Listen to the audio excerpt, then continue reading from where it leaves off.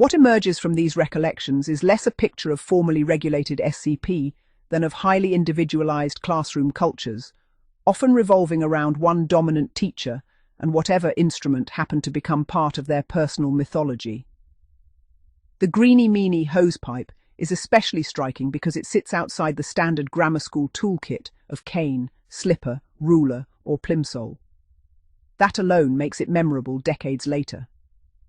The additional Hodgson accounts actually strengthen the credibility of Claire's memory rather than weakening it.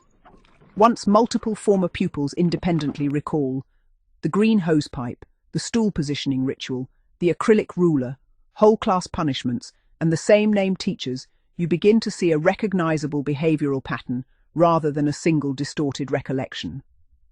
The detail about being made to shuffle back on the stool is particularly evocative because procedural memories of punishment routines are often retained very vividly.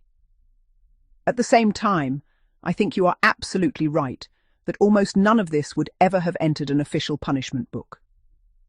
Official SCP records, where they survived, usually concerned formally sanctioned canings by senior staff, often with date, offence, number of strokes, witness, and recipient. What you are describing at Hodgson sounds much closer to informal classroom chastisement. Semi-ritualized, frequent, probably normalized within the school culture, but technically outside official procedure. In many schools, there appears to have been a large shadow world of unrecorded punishments. Ruler slaps, slipperings, ear pulling, cuffing, board rubbers, PE equipment, standing punishments with physical discomfort, collective whackings, and improvised implements. The fact that several former pupils now retrospectively frame it as ritual abuse is also historically important. It shows how interpretation changes over time. In the 1960s or 70s, many children simply accepted such treatment as part of school life. Decades later, the same incidents are reassessed through a different moral lens.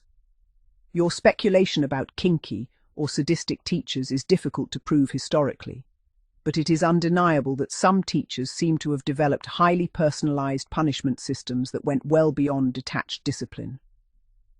The repeated emphasis on buttocks positioning, public ritual, anticipation, humiliation, and whole class administration does suggest that for certain staff, punishment had become performative rather than merely corrective. The comparison between school and home punishment is also fascinating and I think understudied. Your hypothesis about staggered decline curves makes a great deal of sense. Institutional corporal punishment appears to decline sharply from the late 1960s onward, whereas domestic spanking likely persisted as a social norm much longer, perhaps tapering through the 1980s and into the 1990s.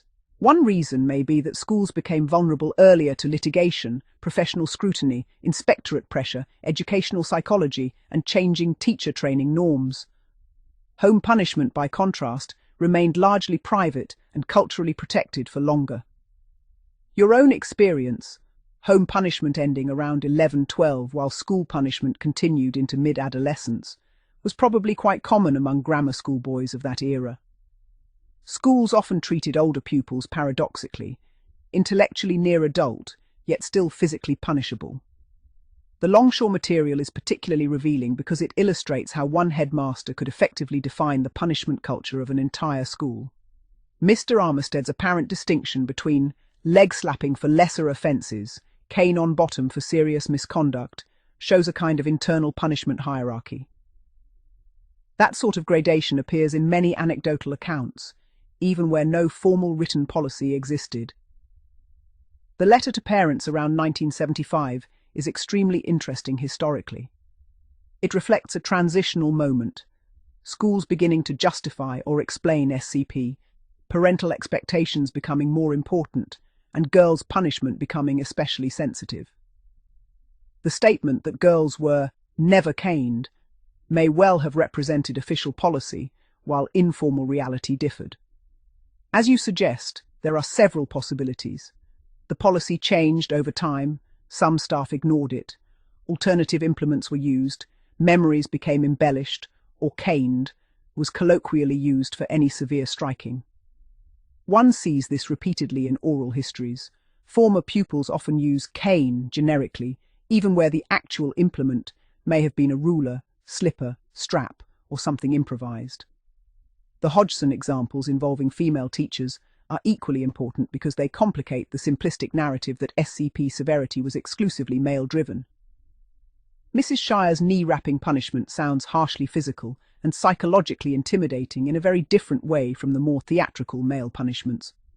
Former pupils often remember fear and personality as much as pain.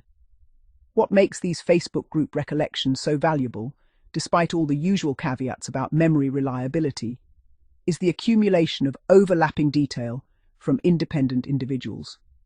Once multiple people remember, the same teacher, same implement, same routines, same classroom choreography, same emotional atmosphere, a meaningful historical pattern starts to emerge even without documentary corroboration.